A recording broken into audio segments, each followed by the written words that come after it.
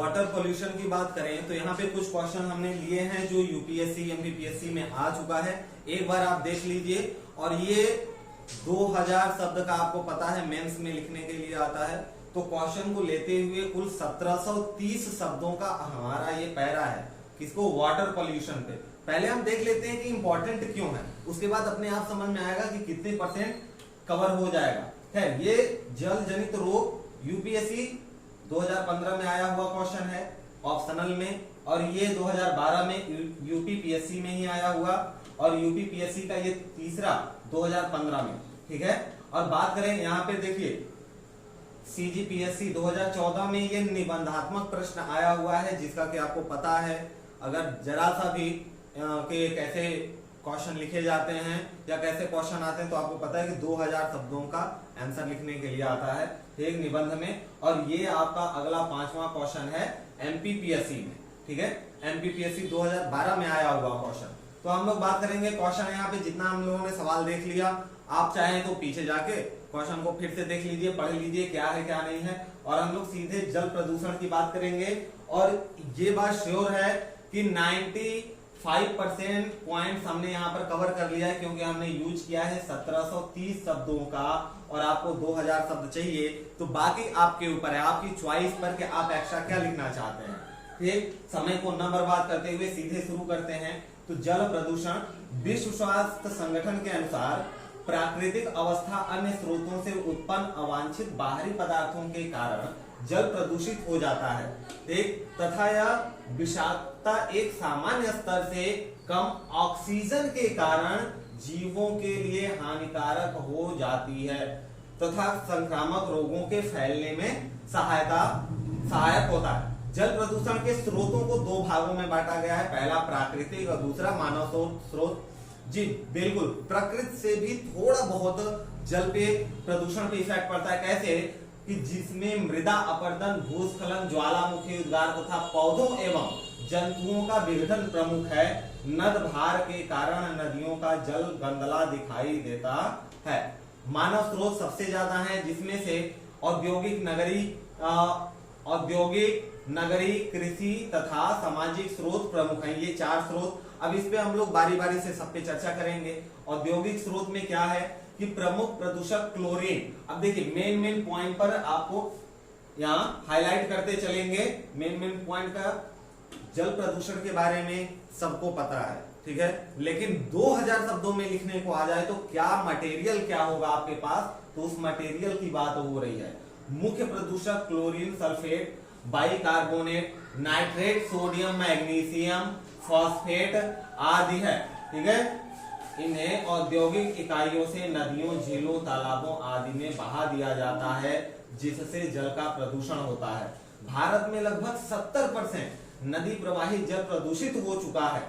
जो नदियों में जल बह रहा है उसमें 70% प्रदूषित हो चुका है। भारत की सबसे पवित्र एवं पावन मानी जाने वाली गंगा नदी आज सबसे अधिक प्रदूषित है। गंगा नदी के किनारों पर रासायनिक वस्त्र, चर्म शोध, लुगदी व कागज, पेट्रो रासायनिक उर्वरक भारी उद्योग बड़ी संख्या में स्थापित किए गए हैं। यह सभी उद्योग भारी मात्रा में गंदा जल तथा अन्य अवशिष्ट पदार्थ गंगा में प्रत्यक्ष या परोक्ष रूप से बहा देते हैं।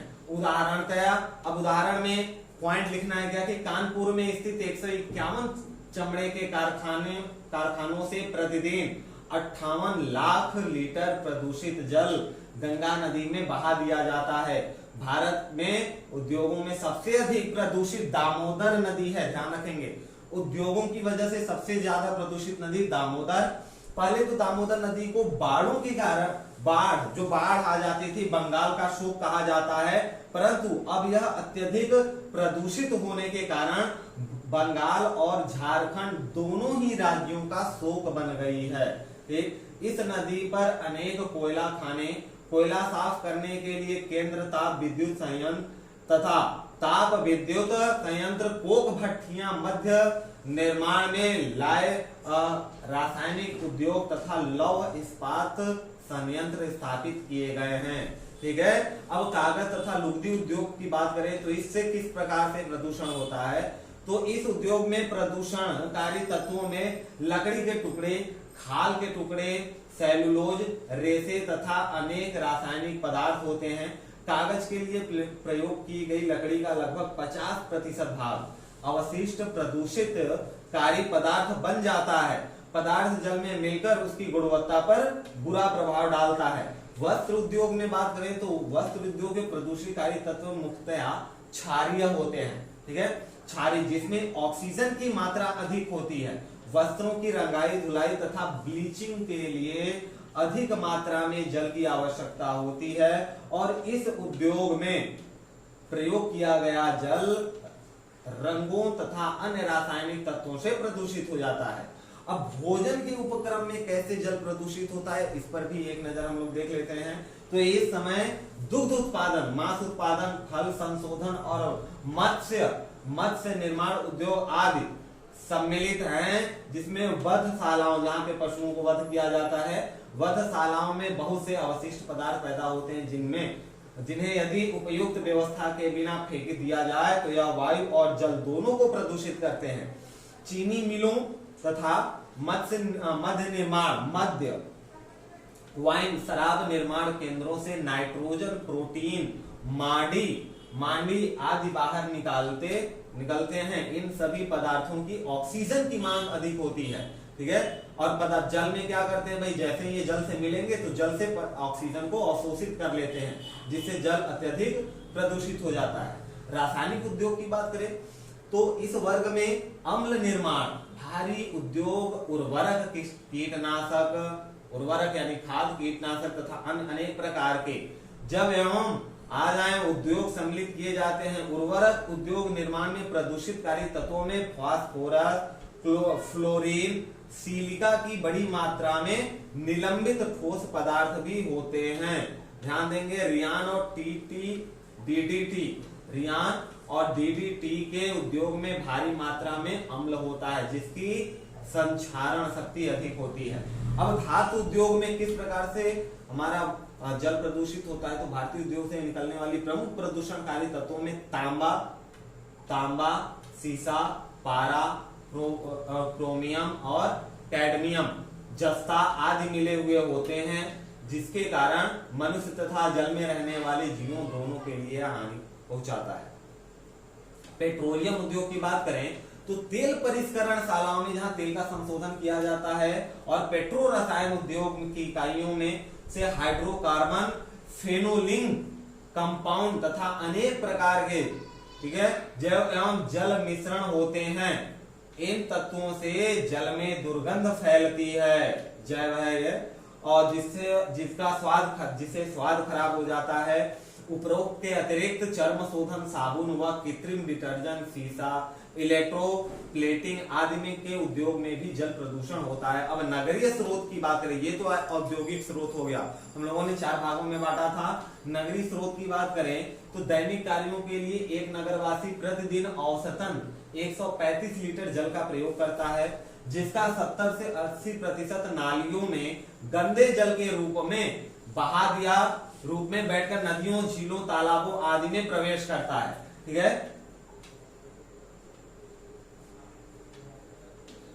भारत में विज्ञान एवं पर्यावरण केंद्र की 5वीं रिपोर्ट जो 2002 में आई थी, उसके अनुसार नदियों का 75% प्रदूषित सीवेज तथा नगर पालिका के कूड़ा करकट द्वारा तथा शेष 25% अन्य स्रोतों द्वारा प्रदूषण हो रहा है।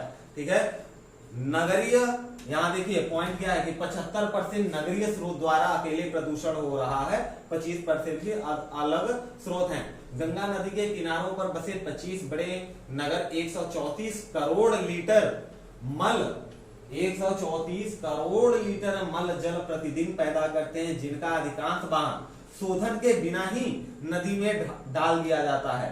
गंगा की कुल 25 किलोमीटर लंबाई, 25 जानते हैं गंगा नदी की लंबाई कितनी है, 25 किलोमीटर लंबाई में 600 किलोमीटर लंबा जलमार्ग अत्यधिक प्रदूषित हो गया है।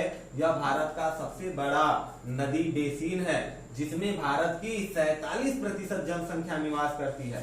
गंगा का प्रदूषण ऋषिकेश से शुरू हो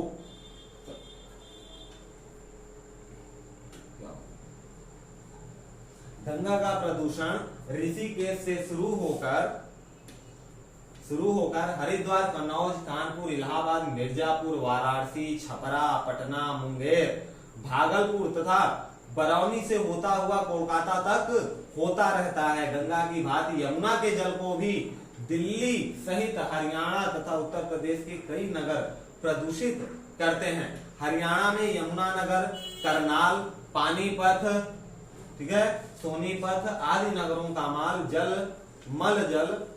मल जल यमुना नदी में प्रवेश करके इसके जल का प्रदूषण करता है। यमुना का सबसे अधिक प्रदूषण दिल्ली द्वारा होता है। वजीराबाद, वैराज से ओखला के बीच में यमुना नदी 22 किलोमीटर लंबा मार्ग सबसे अधिक प्रदूषित भाग है। दिल्ली महानगर से 190 करोड़ लीटर वाला जल निकलता है। मल जल यहाँ भी है, मल का जल, ठीक है, निकलता है 190 करोड़, जबकि वरिष्ठ जल शोधन के संयंत्रों की क्षमता 127 करोड़ लीटर ही है। 63 करोड़ लीटर दूषित जल जो कि बिना संशोधन का, यानी 1/3 भाग बिना संशोधन का सीधे यमुना में डाल दिया जाता है। दिल्ली में यमुना का केवल 2% भाग ही है, ठीक, जबकि यह महानगर यमुना के 3/4 प्रदूषण के लिए अकेले उत्तरदायी है। दिल्ली में प्रवेश करने से पहले यमुना के प्रति 100 मिलीलीटर, ये पॉइंट ध्यान देने वाली बात है कि दिल्ली में प्रवेश करने से पहले 100 मिलीलीटर जल में रोग फैलाने वाले 7500 बैक्टीरिया होते हैं, परंतु जब यमुना दिल्ली के क्षेत्र से आगे बढ़ती है तब यही उतने ही जल में 2.4 करोड़, 7500 की जगह 2.4 करोड़ बैक्टीरिया हो जाते हैं। वैज्ञानिकों के अनुसार यमुना दिल्ली की खुली सीवर है और धीरे धीरे मर रही है। यमुना खुली सीवर दिल्ली की, ये क्वेश्चन बन सकता है, ठीक है। भूगत जल प्रदूषण किस प्रकार से होता है? जी बिल्कुल सही आपने पकड़ा है, भूमि के अंदर की भी जल प्रदूषण होता है। कैसे? जब रासायनिक, कैसे पढ़ के देख लेते हैं। भूमिगत जल का अधिकांश प्रदूषण कृषि से होता है। कृषि की उपज को बढ़ाने के लिए उर्वरकों तथा कीटनाशक रसायनों का प्रयोग किया जाता है। बिल्कुल, खेतों में प्रयोग किए गए रसायनों के कुछ भाग धरातलीय प्रवाह द्वारा नदियों, तालाबों अथवा झीलों में तथा निष्छालन, ध्यान रखेंगे, निष्छालन द्वारा भूमिगत जल में प्रवेश कर जाते हैं और जल का प्रदूषण करते हैं। इन रसायनों में नाइट्रोजन, फास्फोरस तथा पोटास अधिक महत्वपूर्ण है। जब नाइट्रोजन जल में मिलता है तब यह शिशुओं और पशुओं का स्वास्थ्य खराब करता है। भूमिगत जल प्रदूषण के दूरगामी तथा भयानक परिणाम होते हैं। भूमिगत जल प्रदूषण की समस्या कोई नहीं है। सन 1832 में न्यूयॉर्क में कुआओं में प्रदूषण, कुआं जिसे पानी निकालते हो गया था, जिससे 3500 लोगों की मृत्यु हो गई थी। और अपने भारत की बात करें, हैदराबाद में 1989 के निकट पाटन चेरू औद्योगिक क्षेत्र के रासायनिक कारखानों सहित लगभग 300 औद्योगिक इकाइयों से निकलने वाला रसायन भूमि में रह रहे और 14 गांवों के भूमिगत जल को प्रदूषित कर दिया। हैदराबाद की कहानी, इससे इन गांवों के कुआओं का जल पीने योग्य नहीं रह गया, ठीक है। सागरीय जल प्रदूषण देख लेते हैं। तो बात हो रही है 1968 सागर के जल प्रदूषण के क्या क्या कारण हैं। 1968 से 1983 के बीच लगभग 500 ऐसी घटनाएं हुई जिसमें 10 लाख टन से अधिक तेल का क्या हुआ, रिसाव। सन 1967 में इंग्लैंड के कर्निवाल तट के पास टूरी करियर विनाश के समय तेल का वाहक जलयान से 1 लाख मीट्रिक टन खनिज तेल साबरी जल में प्रवेश कर गया। ऐसे ही और भी घटनाएं भारत में देखने को भी मिलती हैं। भारत में मुंबई हाईवे से तेल के रिसाव की घटना 1982 तथा 1987 में हो चुकी है। 1991 में खाड़ी युद्ध में तेल टैंकरों में भारी बमबारी हुई थी, तेल टैंकरों पर, जिससे तेल विस्तृत खाड़ी क्षेत्र में फैल गया और फारस की खाड़ी के उत्तरी भाग तक समुद्री जल प्रदूषण पूर्णतया प्रदूषित हो गया। तो समुद्री जल को प्रदूषण करने वाले कारण आपने देख लिए। जल प्रदूषण के कारण के प्रभाव पर बात कर लेते हैं। तो मानव पर प्रभाव क्या पड़ता है इसका? मानव पर जल प्रदूषण का भारी प्रभाव है, जिसे अनेक प्रदूषित जल के सेवन से अनेक प्रकार के रोग, प्रदूषित जल के सेवन से फैलने वाली मुख्य बीमारियां हैजा, टाइफाइड, पीलिया, तपेदिक, पेचिश, हेपेटाइटिस, पोलियो, मियादी ज्वर आदि हैं। प्रदूषित जल से मीगी वर्म रोग भी लग जाता है। अकेले भारत में 18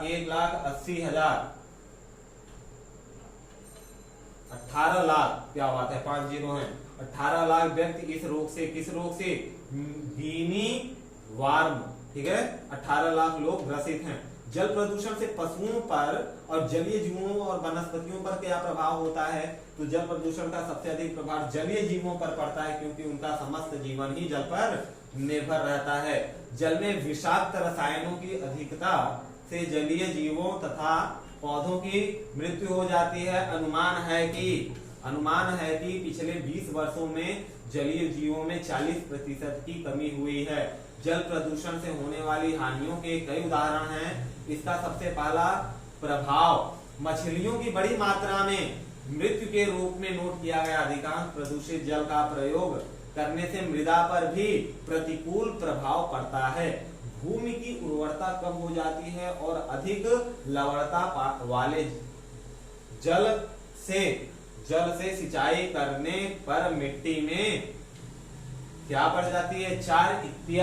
चारित्र्य बढ़ जाती है और कृषि उत्पादन में कमी आ जाती है, यानी मिट्टी क्षारीय हो जाता है। ठीक है, जल प्रदूषण को नियंत्रित करने के कारण जल प्रदूषण को नियंत्रित, ज्यादा बड़ा नहीं, हमें पहले ही बता दिया भाई 2000 शब्दों का आंसर लिखा जाता है। क्वेश्चन लेके 1730 शब्द हैं, आप चाहे तो गिन लीजिए। आपको लग रहा है कि आंसर बड़ा हो रहा है, तो ऐसा नहीं है। एक्सप्लेनेशन 1730 ही शब्द का है, 2000 शब्द का आपको चाहिए। अब देख लेते हैं उपाय, इसमें आप भी अपने कुछ शब्द डालिएगा। जल प्रदूषण एक विश्वव्यापी समस्या है जिसका प्रभाव विकसित तथा विकासशील दोनों ही प्रकार के देशों पर पड़ता है। निम्न कुछ उपाय इसके नियंत्रण के लिए सुझाए जाते हैं, जैसे नगरीय जल का शोधन। अभी हम लोगों ने देखा कि नगरीय जल से कैसे, किस प्रकार से बहुत सारा जल, 1/3 जल बिना शोधन का ही डाल दिया जाता है यमुना गंगा में। उद्योगों से निकलने वाले गंदे जल का शोधन, पेय जल की सफाई, कृषि व्यवस्था में सुधार, धार्मिक प्रवृत्तियों में परिवर्तन। जी बिल्कुल, जैसे जब दुर्गा जी और गणेश जी के विसर्जन वाले समय में ज्यादा विसर्जन होता है, लेकिन उसके साथ साथ प्लास्टिक की कुछ चीजें, भारी मात्रा में प्लास्टिक की चीजें जाती हैं, जिससे जल प्रदूषण होता है। ठीक है, जल की सफाई, जल का तर्कसंगत उपयोग और जनसाधारण को शिक्षित करना, ये सारे उपाय हैं किसके लिए? जल प्रदूषण के लिए। अब कुछ महत्वपूर्ण बिंदुओं पर बात कर लेते हैं। जल प्रदूषण संबंधी कानून, पहला कानून नदी बोर्ड अधिनियम 1956 और मर्चेंट सिटी अधिनियम 1970 जल संबंधी कानून है ये सब। ठीक है, और तीसरा कानून है जल प्रदूषण निवारण एवं नियंत्रण अधिनियम, ये कब हुआ? 1974 में। 10 अधिनियम 1975 में।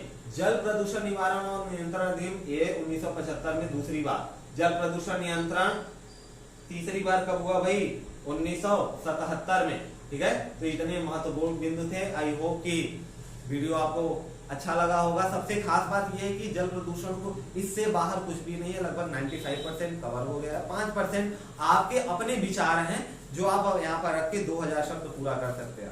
तो यहाँ तक बने हैं तो एक लाइक बनता है। फिर मिलेंगे अगले वीडियो में, जल्द। जय हिंद।